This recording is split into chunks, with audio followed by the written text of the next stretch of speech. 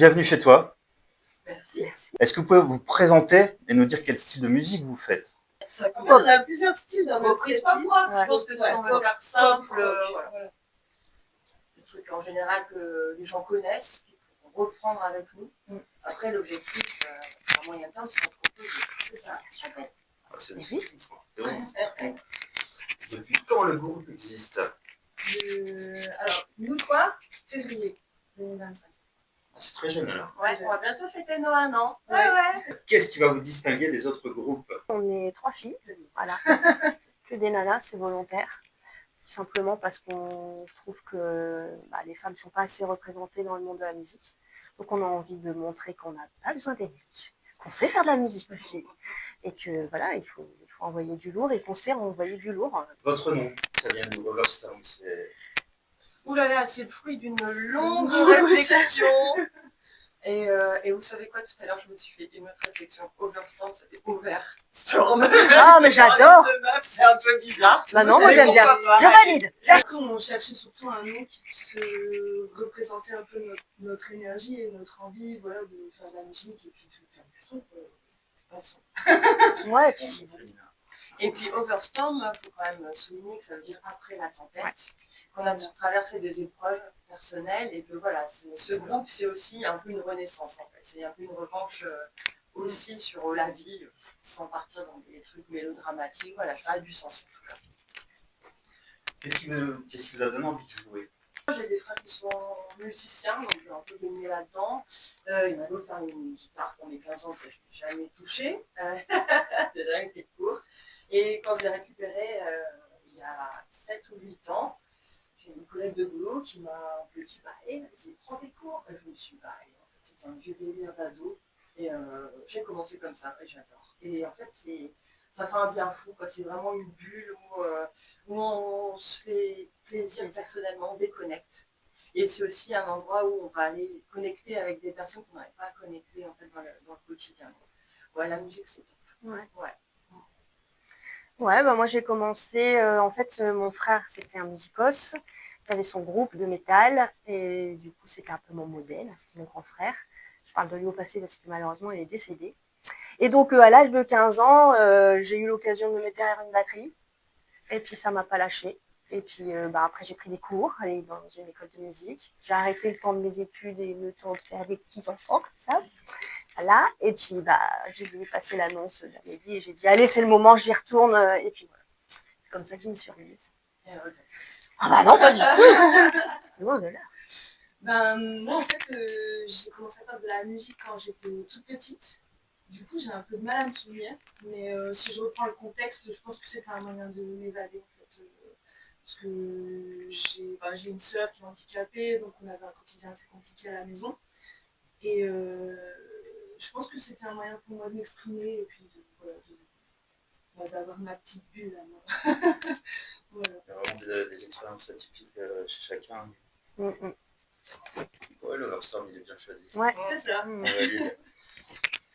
Comment vous choisissez vos morceaux maintenant? Vous dites, celui-là, on va le reprendre. Qu'est-ce qui fait que vous allez prendre ce morceau? Déjà, il faut que ce soit un morceau qui nous parle et qui nous donne envie. Moi, on a chacune donné un petit peu notre setlist qu'on aimerait bien jouer, et puis on s'est mis d'accord sur les morceaux. Je pense que c'est des morceaux qui doivent nous faire vibrer avant tout, et puis qui doivent aussi parler au public.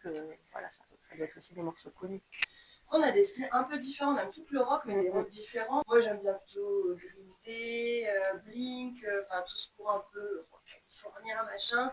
Adele pas, moins en tout cas. Moi. Et Mel c'est pareil. Moi je suis assez éclectique, mais je tendrais plus vers des trucs plutôt néo-metal, ce genre de choses, quoi, avec du gros son de guitare, du chant un peu, pas lyrique, mais du chant un peu envolé en fait. Mais après, ce qu'on fait là, j'aime bien aussi. Le principal, c'est de s'amuser. Est-ce qu'il y a un morceau que vous aimez à trois, toutes les trois? Est-ce qu'il y a un morceau que vous kiffez jouer en fait?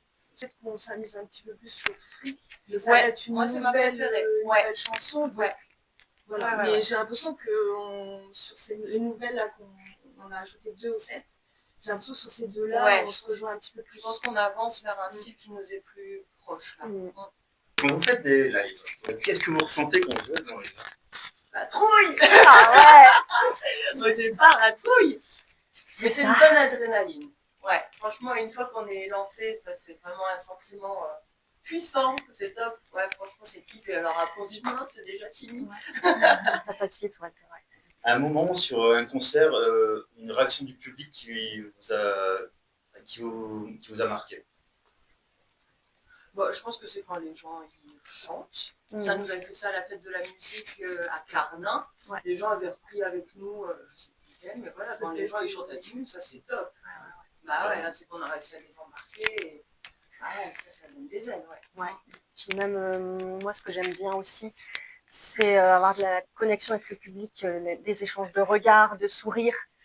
Et ce que j'aime particulièrement, c'est quand ils sont pas derrière leur téléphone en train de filmer. En fait. Il y a une vraie connexion, ils vivent le moment, l'instant T. Et ça, j'adore. C'est ça qui est important aussi pour moi. Voir l'expression, Ouais. le sourire. Ouais. Le côté, Exactement, ouais. présent, ouais. Est-ce que vous travaillez sur des morceaux particuliers en ce moment?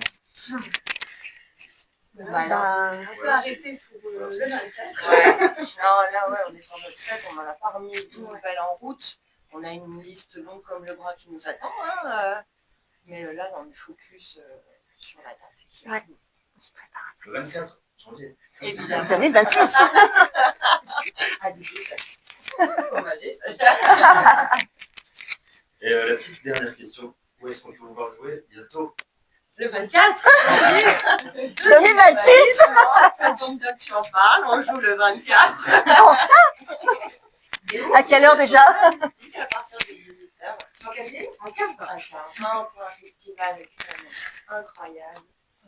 C'est une fête. Carrément. Ouais. Franchement, je ne sais pas si c'est la prochaine question, mais nous, ça nous touche beaucoup. Pour diverses raisons, déjà parce qu'on est toute maman. Forcément, l'histoire nous a beaucoup touchés au départ. Et puis, en plus, Adèle, je te laisse. Moi, en fait, je suis infirmière et j'ai travaillé au CHR en pédiatrie. Et là, actuellement, je travaille en PMI. Et en fait, mon travail, c'est de dépister des troubles chez les enfants, un handicap, ou voilà. Et du coup, ça me parle complètement. Ouais, ça a du sens. Et en plus, on va être accompagné d'autres groupes incroyables. Donc, non, c'est top, franchement.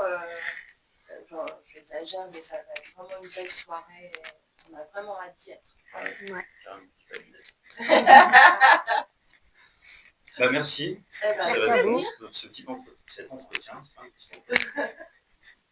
Et on se retrouve très bientôt. Pareil. Merci.